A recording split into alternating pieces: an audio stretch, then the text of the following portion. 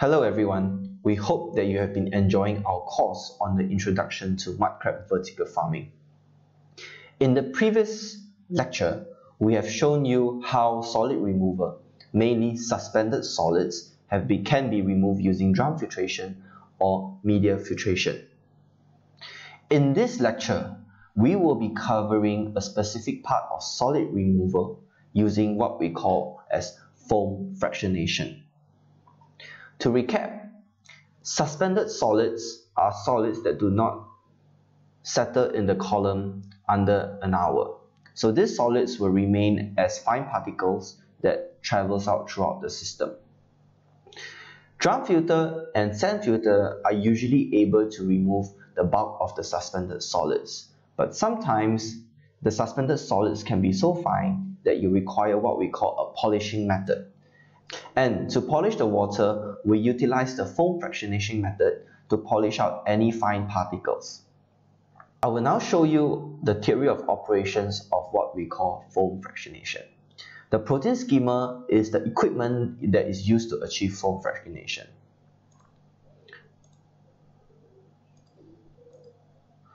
Alright, what we have here is a mill that is placed in what we call a conical flask. As we know, milk is made up of water and dissolved proteins. When we start to bubble the milk, what we see is a foam that is coming out from the conical flask. Essentially, what happens is the air bubbles being entrained in the milk tends to pick up all of these small protein molecules and being foamed up to the surface, and it is then carried out by the air particles. The protein skimmer works in a similar manner. By designing your protein skimmer to look like a conical flask and by providing it air bubbles, the air bubbles entrained in the liquid will pick up any fine solids and any protein molecules to be foamed out of the water. Foam fractionation method is unlike the conventional mechanical filtration method, where a sieve is used to sieve out any solids. This relies on the surface tension of the bubbles to carry out any proteins. In the market, there exist several types of protein skimmers, but they all work on the same principles. A cross-current protein skimmer would mean that the water flow and the air bubbles are in different directions.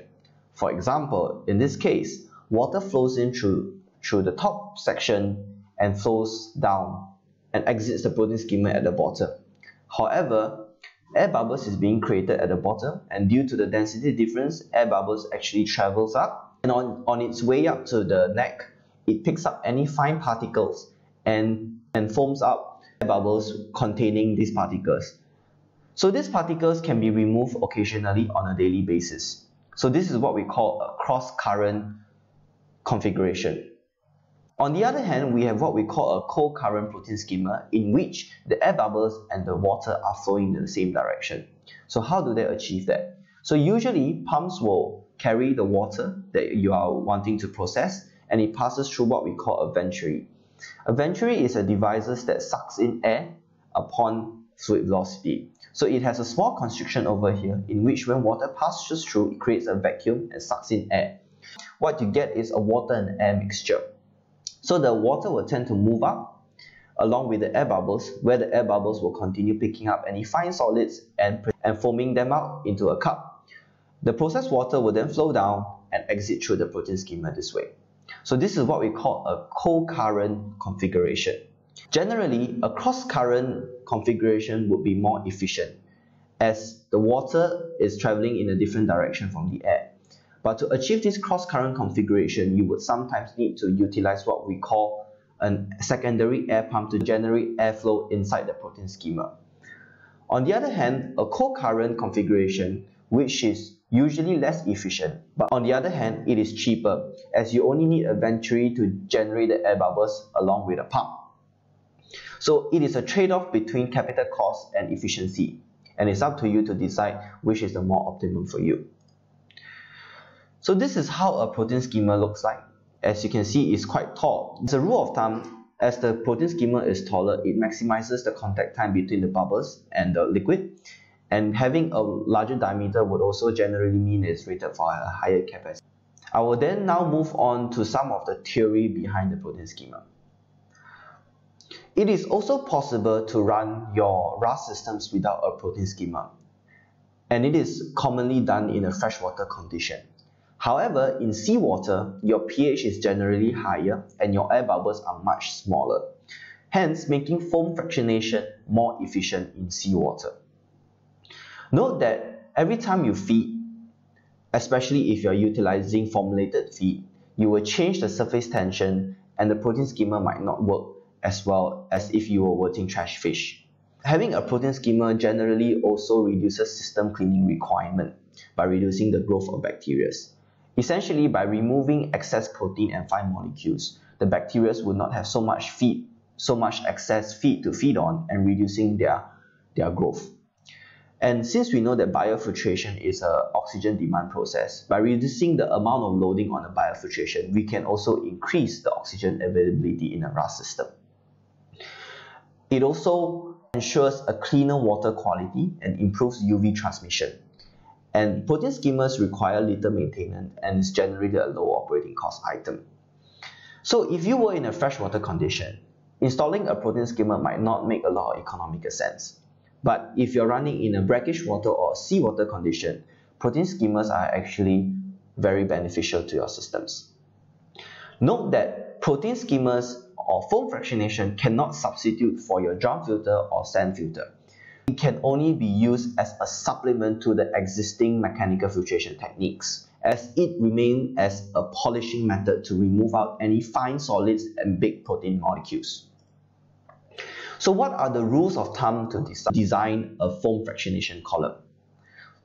Again, we've earlier mentioned on that RAS system design is not designed for your stocking density, but instead how much feed you are providing. So for every kilo of feed you are providing a day, you require an airflow of 20 liters per minute. You require a 90 cm square of a foam fractionation column area. So the typical foam fractionation configurations are in the 12-inch, 18-inch and 24-inch dimensions. So generally a 12-inch protein schema can process up to 5.5 kilos of feed a day, provided the protein schema is able to produce about 110 liters per minute of airflow. So two things to take note of. You are designing the dimension of the protein schema, and it is also important to make sure that you have adequate airflow inside the protein schemas. How do you maximize the efficiency of the protein schema? Number one is to maximize the distance traveled between the rising bubbles. So this is mainly manifested as the height of the protein schema. Having increasing height of the protein schema would mean a greater contact time between your bubbles and your water that you wanted to treat. To maximize the efficiency of the protein schema, we should also create bubbles as small as possible. Given the same area, smaller bubbles would mean that the bubbles have more surface area corresponding to the volume of bubbles provided. And surface area is the key to picking up any additional fine particles and also protein. Maintaining a high pH will also help your protein schema. Usually, a dedicated pump must be used to supply the fractionation to ensure a correct water level. A foam fractionation is a very easy to build equipment. You can either buy them from suppliers or make them on your own like we did. If you are planning to make it on your own, make sure you follow the design criteria as provided earlier. You can make them out from simple PVC piping and also air pumps, or you can also use a cold current configuration where you subject the water pumps with ventures.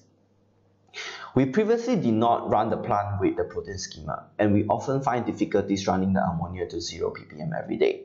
But after we have run the protein schema, we are able to reduce the ammonia load on the system itself.